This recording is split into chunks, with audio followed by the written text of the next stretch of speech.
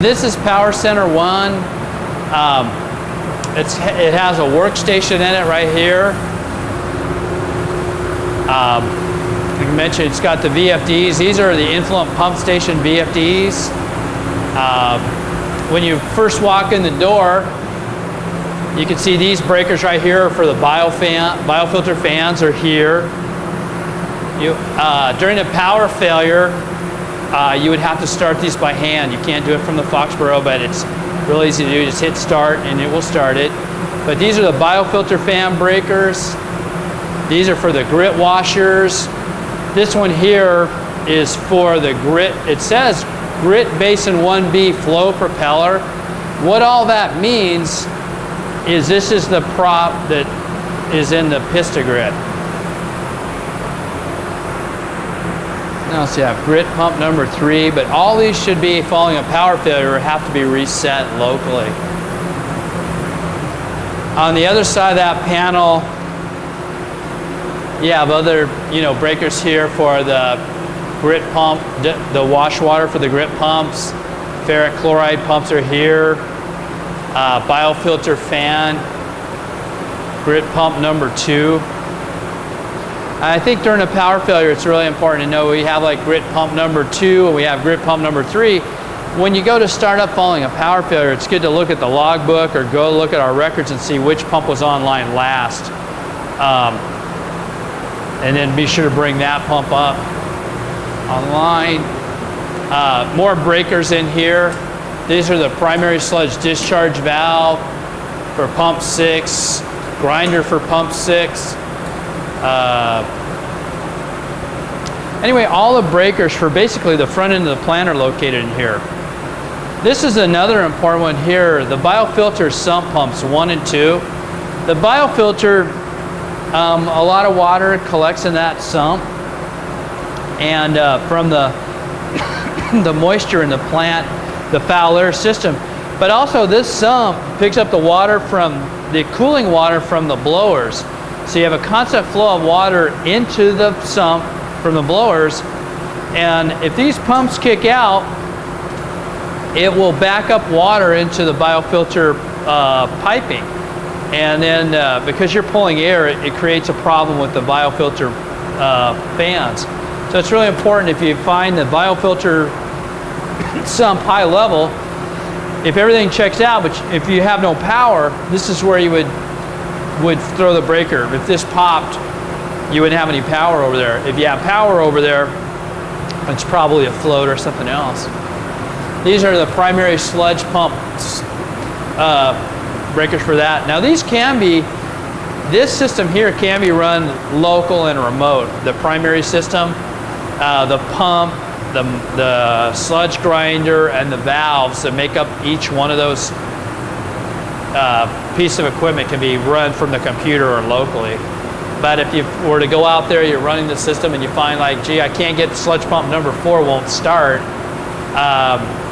As long as it's in remote, and you'd want to come out here and make sure it's got power, make sure it's in remote. To run a primary sludge pump system, which is the grinder, the valve, and the pump, all these have to be in remote. If any one piece in that train is in local, the whole thing will fail. These are the primary drives. This is primary clarifier number 4. This is the drive for that. These are some big breakers for the influent pumps. So if you're to come in here and find a VFD without power for the influent pumps, this would be a breaker you throw. And I think what I would do, if you find one of these popped, I would talk to an electrician about it, because these are pretty big breakers. I don't think you would want to just come in here and reset this without checking with them first. And then on the other side of this panel is more of the same kind of equipment here. It's primary chemical sump pumps. This is a real critical valve right here. This is the aeration basin inlet gate. And what this does is this is a gate that would allow you to divert the primary effluent flow to the lagoon. And this should always be on. We run that gate in local. but it's electrically operated. If you had to do it by hand, it'd be a whole, it'd be a lot of work. So by having this breaker on, you can open and close that gate electrically. Normally it's open, but if you ever had a problem with the influent flow, this is the gate, the breaker to the gate that you would close. So if you went up there trying to close the gate and it wouldn't move, this would be the breaker to turn back on. There's a lot of supply fans around the plant that are powered from here. These are more breakers for the emergency storage basin pumps. So if you were to come in here and you want to run an emergency storage basin pump, which are these VFDs here, if you didn't have power to the VFD, you would want to look over here and make sure that this breaker hadn't popped. There are some other things here that are pretty important too. I know, like the screenings conveyor. This is really, if you have a failure on this system here, you're going to have screenings all over the place. So if you do have a problem out there in the Headworks building, the devices out in that building are powered out of this power center. So Power Center 1 basically powers the front end of the plant. Power Center 2 powers about the center section. And Power Center number 3 powers the south end. I would never touch this. I would have to talk to our electricians and find out about that. In fact, I could give Eric a call. But I would have to say, in this plant, if you see a breaker marked main breaker, you would not want to touch it, and you would not want to reset it if it was ever thrown, unless an electrician had talked to you, unless you talked to them. This is hot, very high voltage. The intake pumps, these are the controllers for them. So if it's powered up, let's say it's completely powered down, to start one, you'd throw this breaker to on, and then you're going to hit this, start or run right here, and then you can control up here just by putting in the local. This controller, this little potentiometer here, will determine the speed of the pump. And then what you would want to do is, if you're running it in hand, or you're running it locally, is you dial in the speed here using that, and then you would be looking at this computer screen to look at the pump that you're controlling. On this particular system here, the plant runs off an influent wet well level, which is through the SCADA system or the DCS system. We maintain a 10-foot liquid level at all times. So what you would want to do is, if you had a situation where the SCADA could no longer control it, you would come out here, the pump would be running, you'd put it in manual, local, then you would dial in a flow rate. You'd be looking at that control system right there at the liquid level, and then dialing in a pump setting, which would give you 10 feet. If you find yourself in a situation like that, you need to let the DC, that's really important, get a hold of DCS, get a hold of instrumentation, because it's really serious. If the wet well level at that pump station we looked at exceeds 13 feet, water will back up and eventually overflow some stop logs down the street, and it will fill up RP2.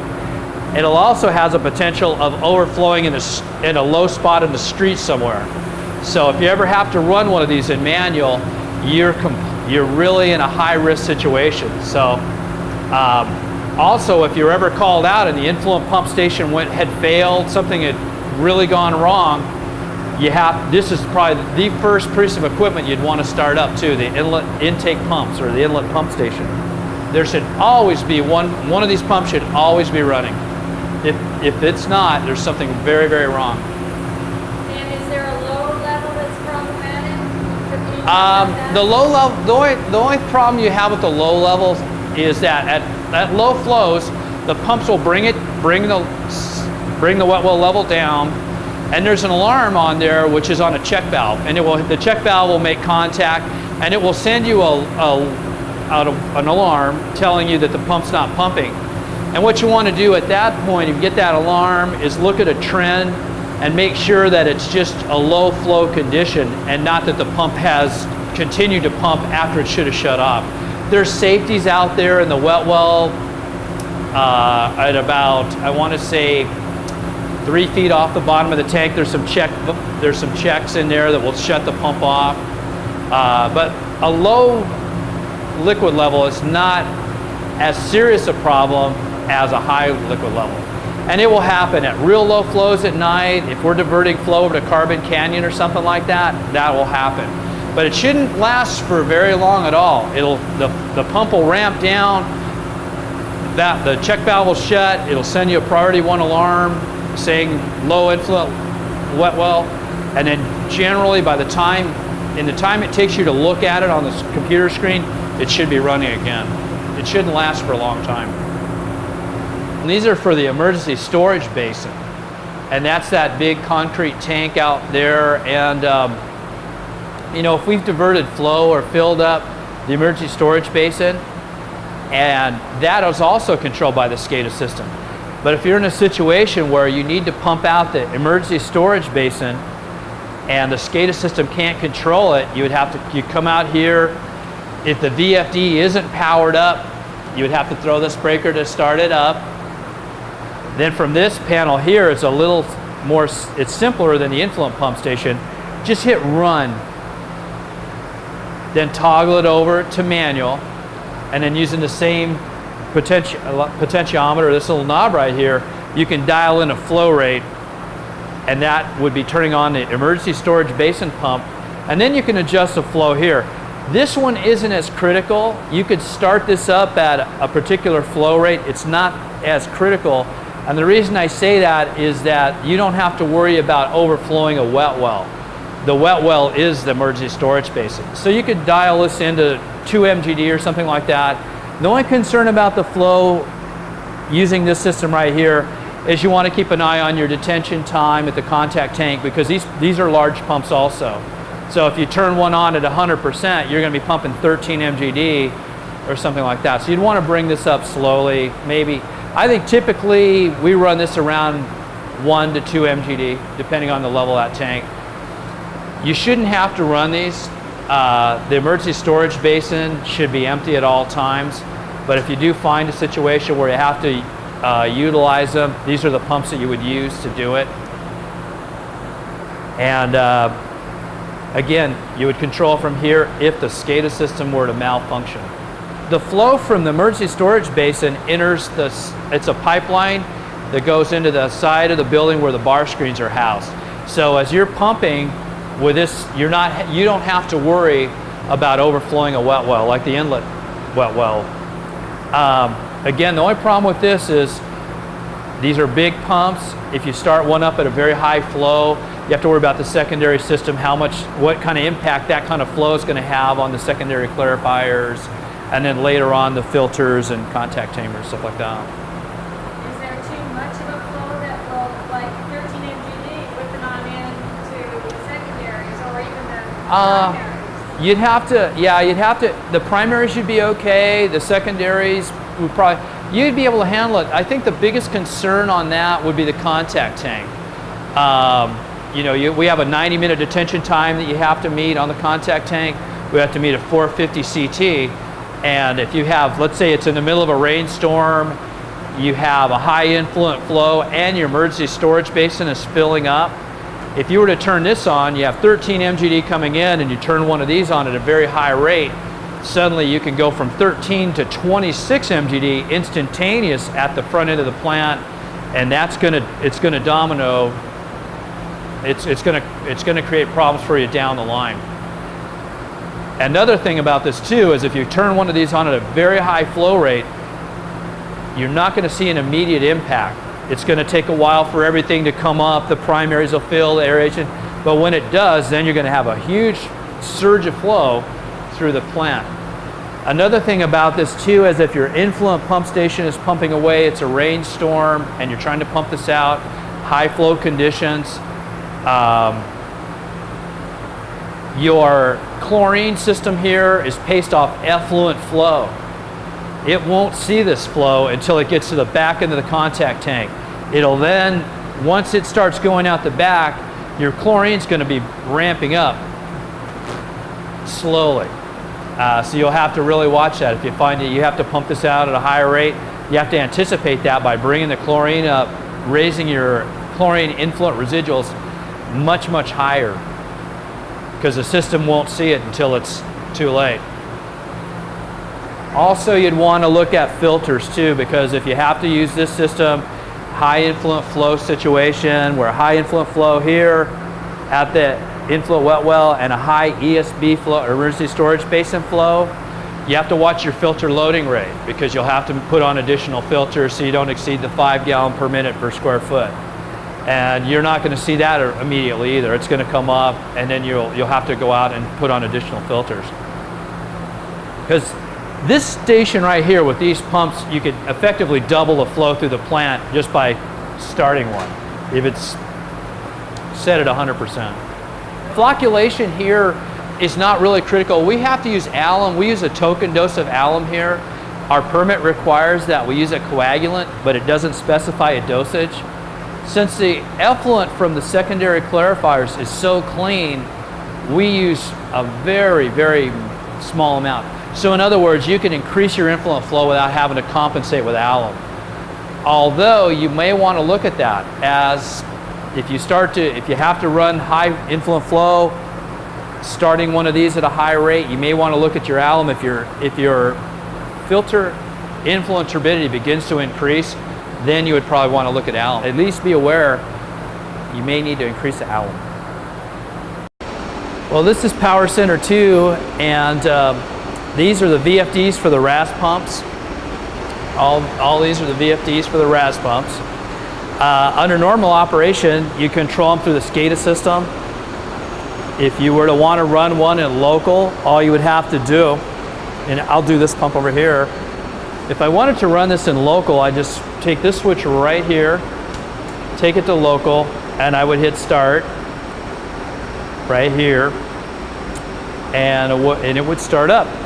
To control the speed of it, I would toggle this switch here, this local and remote. I'd toggle that over to local, and then I can control the speed of the pump from right here using this potentiometer. If I want to stop it, I can hit stop in local. If I switch it over to remote, now I'm controlling it from the Foxborough, and the screen that we're using to do that is right here. And these are the pumps, and these are the typically what we would do is, like, if I want to start and stop this pump, I'd bring up this screen right here, just click on the pump, and here's stop and start right here, stop and run. That will start or stop a pump. And then on the group display, I can bring the group display up, which is a little icon that I just hit. And then in manual, from the group display, I can toggle over the output block like that. And then I can decrease the speed of the pump. You can see it's decreasing by, I'm hitting the down arrows. See, I'm lowering the speed of the pump, or I can increase it from here. And this is, what I'm doing is running the pump manually in remote. The system has the ability to do some other things with the pumps, as far as you can have your RAS operated flow proportionally and things like that. We don't use that. We typically just run the pumps manual remote at about 90% of their output. We vary the pump speed based on the sludge blanket in the secondaries. And the idea is we want to run the pump at the lowest possible, a low blanket, almost like no blanket at all in the secondaries, at the lowest speed of the pump. So if the blanket comes up, you would increase the speed of the pump. And we're trying to, here at RP5, we're trying to keep the blankets under 1 foot in the secondaries, definitely under 2 feet, and preferably under a foot. So this is a control for SCADA control of a pump, manual remotely. And over here with the VFDs, these are where you would run it locally. And I think it's most important to leave the pumps in remote, even when they're offline, because that way, by doing that, if you're on call at night, you can start or stop or vary the speed of a pump through a laptop. If they're locally controlled, you can only control it from this switch right here. So that means you have to be standing right here at this knob When they're in remote, you can control the speed of the pump from any of the 3 power centers, the control room, or from a laptop. So that's the VFDs for the RAS pumps. And then around the corner from the RAS pumps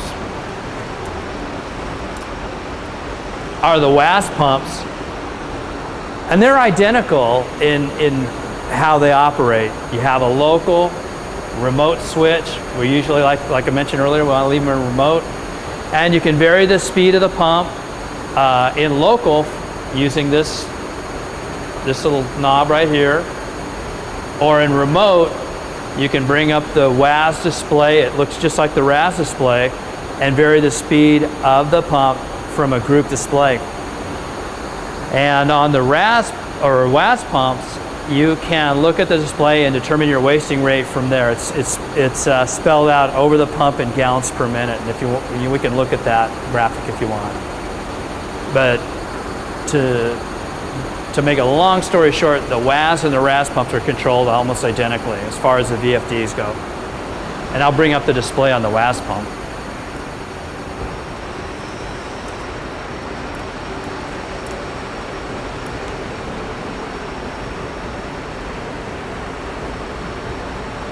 And I think what we have, the way we have the screens configured here, the WAS pump, what I do is I just go over to this little icon right here where it says WAS pump right there about the middle of the page.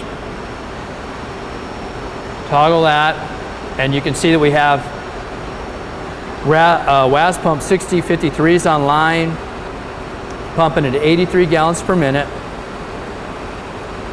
And then to get to that, to control the speed of it, you can, when it's in manual, you can dial in the speed from right here by raising and lowering the output block using these little up and down arrows. That's controlling it manually remote. If you want to control it through the Foxborough, the SCADA system, you would toggle this into auto right up in here, like 6053, you toggle that to auto, and then enter a set point, the gallons per minute you want to waste at. And that's how you'd run it in auto. We've got it dialed in to run that way, but typically what we have been doing is running it in manual remote and then dialing in the output of the pump from a group display. Which is that's what the group display looks like. And there's the output block that I've got the cursor on right there, and then just raising it, lowering it from there.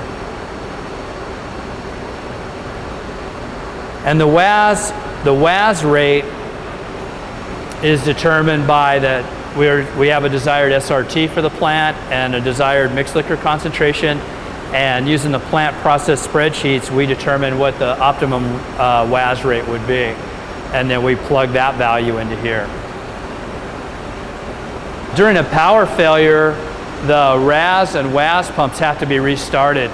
If they're manual remote, and take a look at the plant's the round sheets, and you can determine which pumps we were running at the time of the power failure, and then you can restart them from the Foxborough. You know, you can bring up the displays, like here's the RAS pumps here, and just target the pump and then hit run and bring them up. And it's really handy in a power failure to do that, because instead of running to this power center and that power center, you can just come here, toggle them on manual remote. That's why it's so important to leave them in remote all the time. And the same with the WAS pump. So in a power failure, you can start your WAS and RAS from the control room or any of the power centers.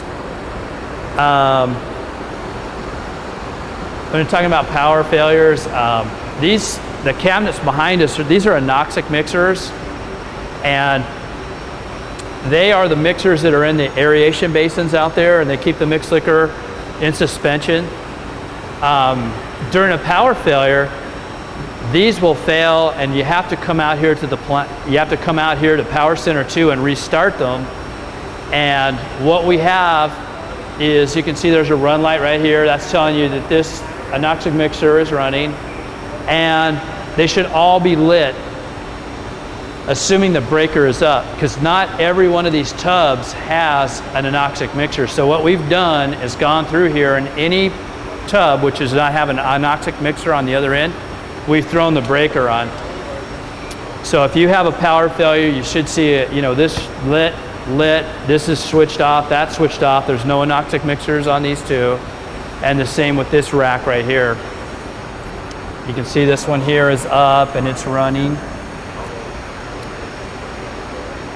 And then around the corner here are more of them.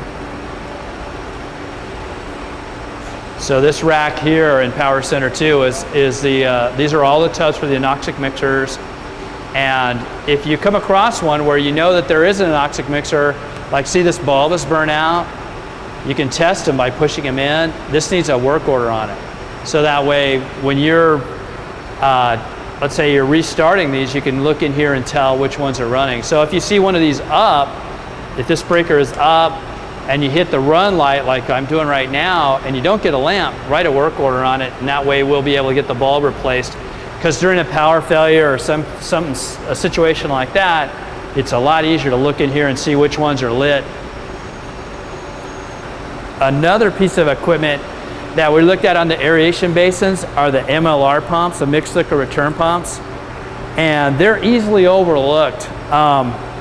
For some reason during a power failure or something like that, they kind of blend in with the anoxic mixers and that. But anyway, this is MLR pump number 3. And what's nice about the mixed liquid return pumps is they have local, off, and remote. If you leave these in remote all the time and you notice that it is off, you can switch it off and on from any one of the 3 power centers. You can switch it on or off from a laptop.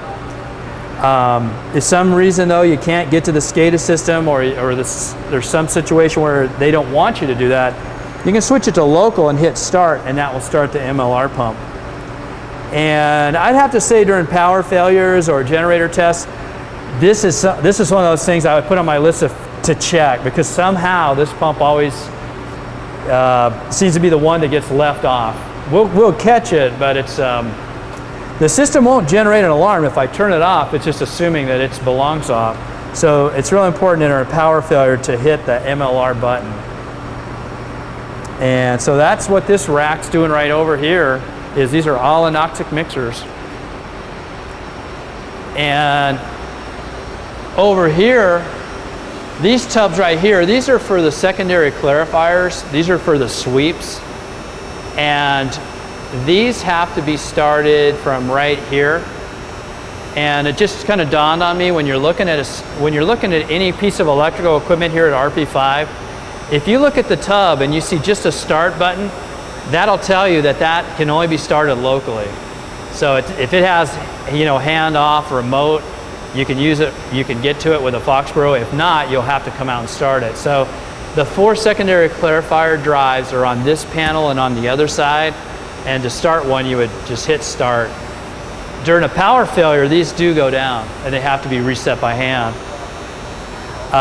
The scum, we have the ducking skimmers on the clarifiers. These drives for those are here. These are the for this building I'm in, Power Center 2. These are the blowers for overhead.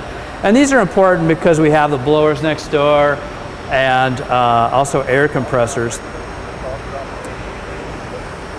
See, we got the building supply fan. And we'll go around the corner here and I'll show you the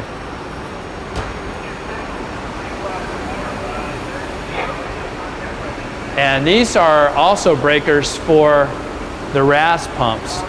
And if you were to find that you throw the breaker on the WAS or RAS VFD and it doesn't have power, what you'd want to do is look over here at these and make sure that these breakers are on, because they provide power to the VFD. So that if this is somehow tripped, the VFD will not light up. So that they are tied together. And the WAS pumps are the same way. And here's some more secondary clarifier drives.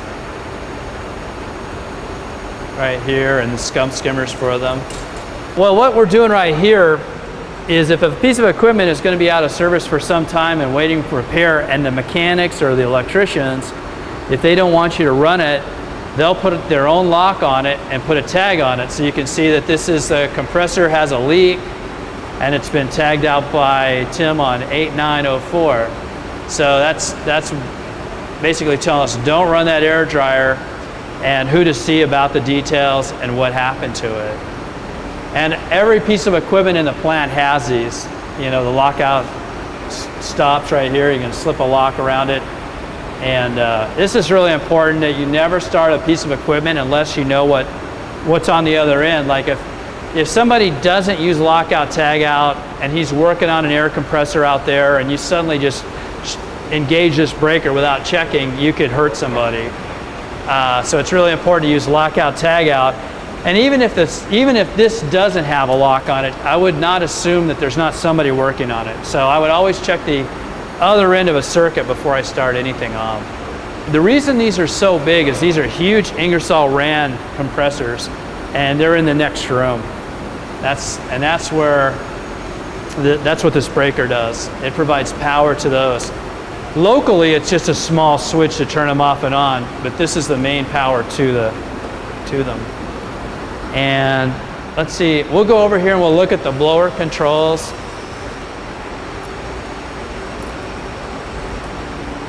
To get to the blowers, I'm going to hit the secondary tab, and then I'm going to select blower and blower number 1. And here's a graphic showing us blower number 1. And we take these readings every morning. Everything on this page is transferred to a written document. The most important number on this display is right here. This is the aeration basin, the system pressure, and that should be running around 10.5 at all times. If you find if you are not meeting your DO set points, the first thing I would look at is that value right there. And it should be 10.5. Most of this other is just information for mechanics, like the motor temperatures and bearing temps and bearing vibrations. That's something that mechanics would use. The system is designed that if any of these values is exceeded, it will shut down. There's a lot of safeties on the blowers. So for us, the blower is either on or off. But the most important number from an operator standpoint is that number right there. If you came in after a power failure, that's going to be 0, because the blowers will not restart following a power failure. The pressure, this page here is all information. To actually make an adjustment, you have to go over to this panel right here that's marked MCP, Master Control Panel. And this is where you make adjustments to the blowers themselves. And what this cabinet does is it allows you to set the lead and lag blowers, whether or not the blower runs in auto or remote or local. Right now we have blower number 1 is lead. The mode is remote, which means we're controlling from this cabinet right here. And to make a change on the set point for this, usually it'll be 10, like I said, it'll be 10.5, but occasionally you may want to run it lower, depending if it's summer or winter. But to make a change on that, this is a little tricky because you have to hit it just right. What'll happen is you'll hit this guy here, and a little display will come up here with, there it is. But anyway, that's it. From there, if you wanted to vary this, if you want to take this to 10 PSI, you just kind of, you have to just brush over it, and it will just, in a few minutes or what, it's going to come up, and then you would just enter a set pointer like this. Now, what a piece.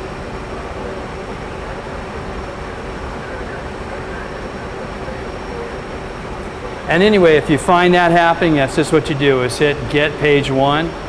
It'll have menu, and this is page 1. Anyway, that's how you would enter it. You just kind of brush over this thing, and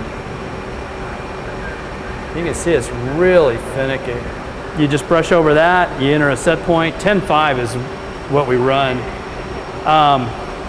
But from here you can change the set point. You can have local set point or remote set point. If you hit local set point from here, the air pressure, this 10.5 psi that I'm talking about, will be controlled from whatever's plugged into the blower.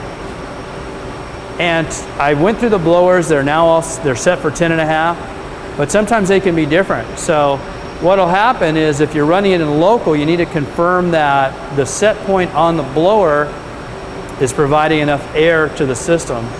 And to determine that, well, you go over here on this screen,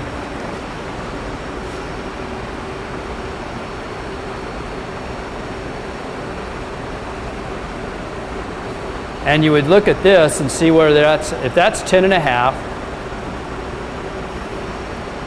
and you went and brought up the valves, if you highlight the valve,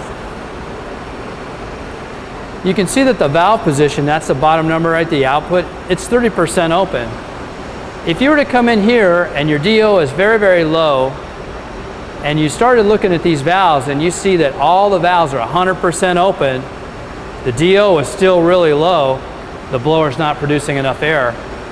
If it's not producing enough air, you'll have to raise that set point, either locally at the blower or on that remote panel over there.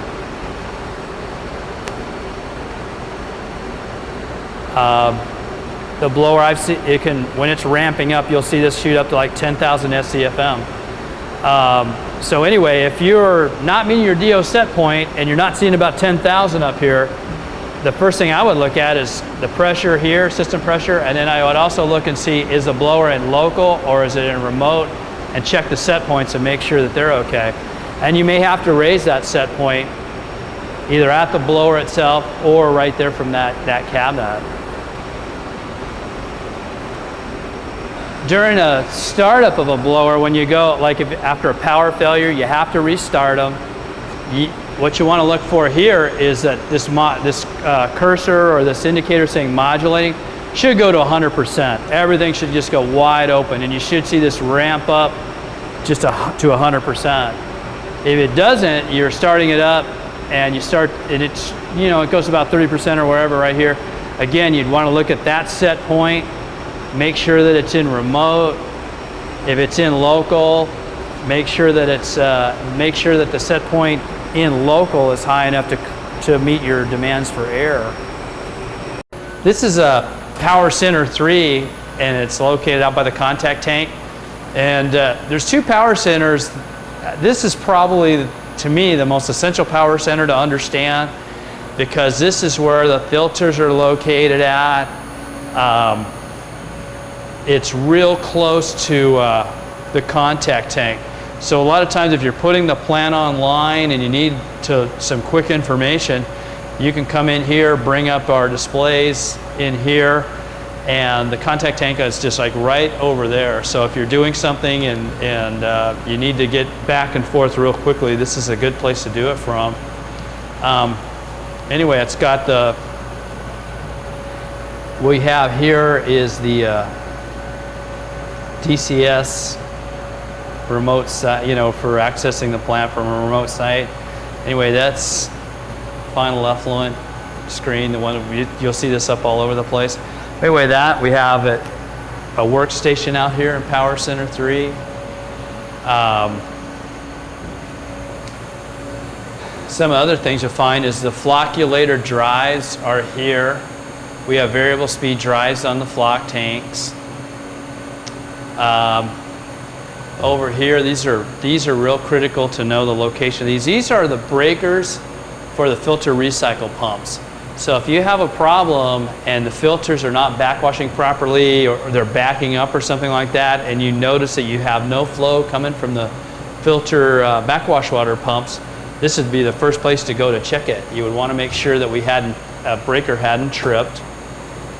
And they are, this is for 2 and 3, and then 1 will be on the other side of this cabinet. These are the breakers for the filter valves. When you're out there looking at the filters, you'll see there's 3 filters out there, and each filter has 4 valves. These are the breakers for those valves. So if you're working on a valve or something like that out there, This is where you do your lockout tagout right here. And these racks, that's what these are doing here. What makes Power Center 3 really important too is these are the breakers for the bleach pumps are right here. So if you were to go out there and you found a bleach pump without power to it, it'd be in this cabinet.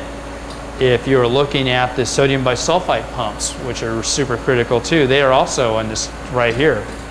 So if you go out, find these pumps without power, this would be the building to come to. This right here, this Dcor Basin effluent gate, to me, this is the most important gate in the plant. It's what diverts the final effluent from RP5 to the lagoon. This is the breaker for that. And it's really important if you were to ever come out here and you had a problem in the plant and the gate doesn't shut, first off, you'd want to shut it by hand. If you're in a real emergency like that, you want to shut it by hand. It's not that hard to do. It's going to take you a little while, but close it by hand, because by the time you get over here and throw this breaker or troubleshoot a breaker, trying to reset it, you're going to really minimize a lot of the damage done by closing it by hand.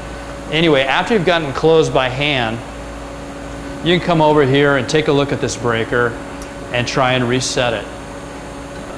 It's funny, with this breaker right here, you put it down and you can lock it out. This is one breaker I would want to have a lock on if I could lock it on to where no one can ever shut this off, because this is super critical.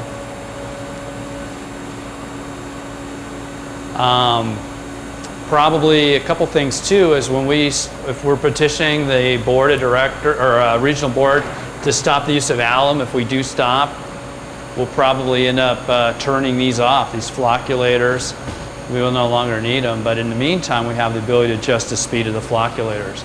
But normally they're pretty much on, and it's not too critical. We adjust the speed.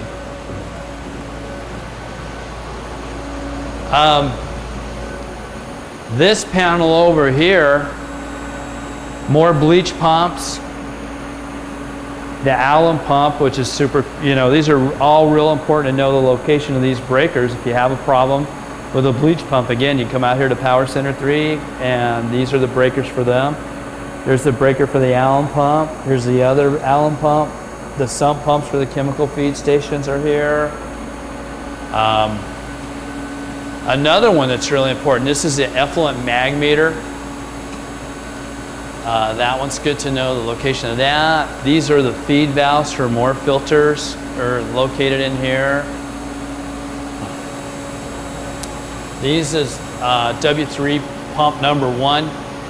We have several of the pumps are what they call across the line. Basically, the W3 pump is either on or off. And this one here, pump number 1, is one of those pumps. You can start it and stop it, but you can't adjust the speed. This is the Dechlorination Mixer right here. We're dechlorinating our effluent with sodium bisulfite through the mixer. This unit right here, this is the breaker for that. Again, if you're out making your rounds of the plant and you notice that a lamp is out, like this right here, this is the run lamp for that. I know this piece of equipment is running. I'd like to get a work order in on that to tell you that the bulb is burnt out, because it's important when you're walking around through the plant. These are breakers for the polymer and alum sump pumps. I'm thinking some other things here. These are more flocculators. They're on VFDs.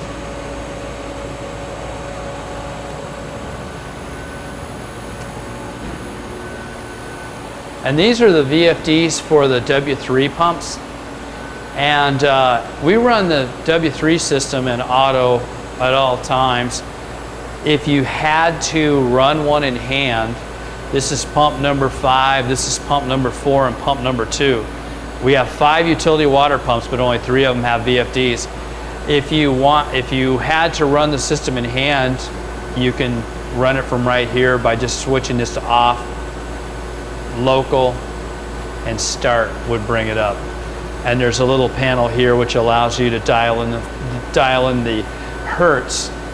Now hertz isn't going to tell you a whole lot, but what you can do is by increasing and lowering the hertz through this little keypad right here, you can go over here and take a look at the utility water display on this workstation, and that'll tell you what the output of the pump is.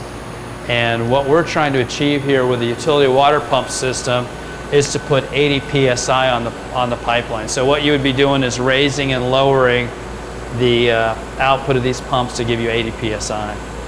And when you look at the utility water pumps, you'll see that we have 3 big pumps and 2 little ones. Well, these are the 2 big pumps that have VFDs, and that's one of the small pumps.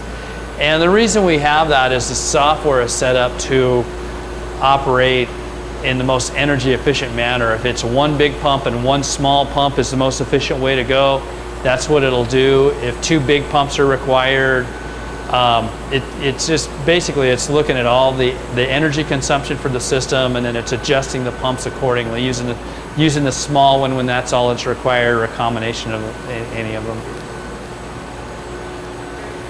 This room here is it may be locked. No, it's not.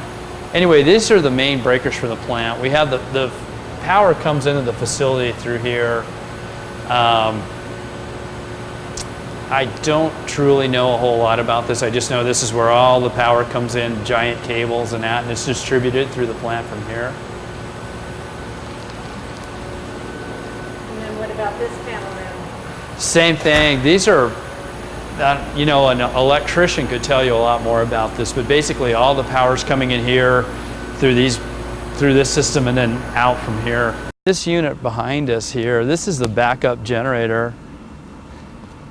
And until we get our own cogeneration system here at RP5, in the event of a power outage, what will happen is switchgear will disengage us from Edison, and then this unit here will fire up and begin powering the plant. It will pick up the RP5, the entire system here, and it'll also pick up building A and building B. And we test this on the 1st of the month, and the electricians will go in here and basically they'll sever the connection with Edison and just test all this gear to make sure it all works. And we've had real good luck with it.